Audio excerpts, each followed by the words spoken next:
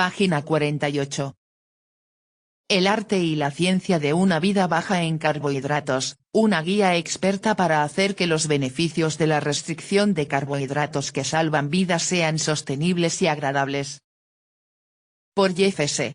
Bolek, Ph.D., R.D. y Stephen D. Finney, M.D., Ph.D. Sección 2. Perspectiva. Capítulo 2. Lecciones bajas en carbohidratos de las culturas aborígenes. Poniendo su vida en la línea. 2.2.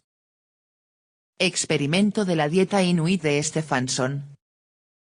En 1907, un antropólogo canadiense formado en Harvard fue al Ártico canadiense para estudiar la cultura inuit. Ya sea por casualidad o por diseño, pasó su primer invierno ártico viviendo entre los nativos de la región sin ningún suministro externo de alimentos. 8 meses después, emergió hablando su idioma y empoderado por el hecho de que podía vivir bien de los alimentos disponibles en la región. Una década más tarde, Vilhjálmur Stephenson abandonó el Ártico, después de haber viajado a donde ninguna persona de origen europeo había llegado antes, a veces durante 2 años sin reabastecimiento. A su regreso a la civilización, escribió abundantemente sobre su experiencia entre la gente, que es lo que significa inuit en su idioma. El antropólogo canadiense y consumado showman, promovió la idea de un Ártico amigable, abierto a la exploración y comercialización.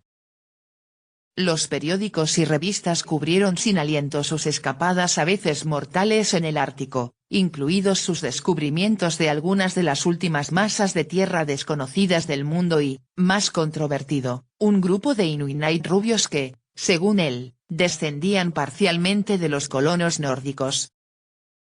Pero por un tiempo, otra faceta de la vida de Stephenson atrajo la atención de los medios. Mientras vivía en Nueva York durante un año, Stephenson solo comía carne, nada de frutas o vegetales. Desafortunadamente para Stephenson, la década entre 1915 y 1925 fue la era del descubrimiento de las vitaminas, el periodo en el que la nutrición científica alcanzó su punto máximo. De repente, teníamos científicos para decirnos lo que era bueno para nosotros, reemplazando a las abuelas y la sabiduría cultural. Y los científicos ahora decían que todos los humanos necesitaban frutas y verduras para prevenir enfermedades carenciales como el escorbuto y el beriberi. Para los nutricionistas recién acuñados de la década de 1920, Stephenson se convirtió en el macho proverbial que lleva una diana.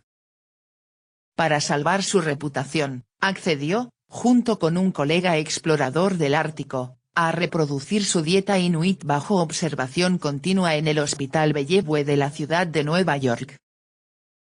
Después de un año, él y su colega salieron sanos y salvos, para gran decepción de los científicos a cargo.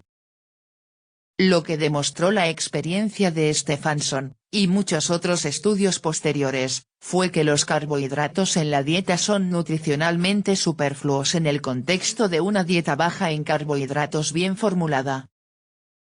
Además, el hecho de que el pemmican aborigen, no la versión de condimento cargada de nueces y bayas para adaptarse a los gustos europeos, proporcionara alrededor del 75% de su energía de la grasa necesariamente nos aleja de la idea errónea común de que las dietas de los cazadores eran ricas en proteínas. Incluso los datos dietéticos de los Masái proporcionados por Orry Hilks, si usamos datos modernos de composición de carne y leche, sugieren que comían alrededor del 30% de la energía como proteína y el 70% como grasa. Por lo tanto, tenemos un rango para la proporción de grasa en las dietas de caza y pastoreo culturalmente evolucionadas del 70% a más del 80% de la ingesta diaria de energía. Por supuesto, hay muchos datos publicados que cuestionan estas proporciones. Los análisis de los desechos de alimentos del suelo de las cuevas y los basureros de las aldeas, montículos de desechos domésticos desechados, a menudo sugieren una mayor ingesta de proteínas, lo que lleva a algunos a afirmar que un cazador-recolector típico ingería el 40-50% de su energía en forma de proteínas y el 20% en forma de carbohidratos. Y solo un 40% más o menos como grasa. Sin embargo, hay una serie de problemas para obtener buena información cuantitativa con este método. Por ejemplo, no nos permite saber qué partes de la comida se atesoraron, cuáles se descartaron y qué partes se dieron de comer a los perros. Entre los inuit, cuando se mataba una foca o un caribú, la grasa se reservaba para el consumo humano, o combustible para lámparas, y las partes más magras se daban a los perros, o a cualquier hombre blanco crédulo del grupo. Más al sur, cuando un búfalo de primavera, es decir, uno que aún tenía que reconstruir las reservas de grasa corporal después del invierno, fue asesinado en las grandes llanuras, los humanos se comieron la lengua, el hígado y la médula. Estos tejidos tendían a retener su contenido de grasa incluso durante los periodos de privación. La carne magra se secó, para servir como fuente de alimento de emergencia, o se alimentó a los perros. Esta partición diferencial de la matanza en realidad tiene mucho sentido, ya que el metabolismo de un perro es mucho más tolerante a una ingesta alta de proteínas que el de un humano. Pero cómo se hizo esto en un sentido cuantitativo no se puede adivinar examinando huesos de animales y conchas marinas en los montones de basura de la aldea, es decir, basuras. Entonces, ¿cómo se dice en latín cuidado con la ciencia del basurero? Otra limitación del estudio de estos basureros es que solo se encuentran adyacentes a sitios de habitación a largo plazo, como pueblos o aldeas.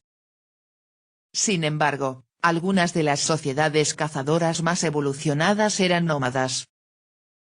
Si pasa la mayor parte del año en la pradera siguiendo la migración del búfalo, no pasará suficiente tiempo en un sitio para crear un basurero.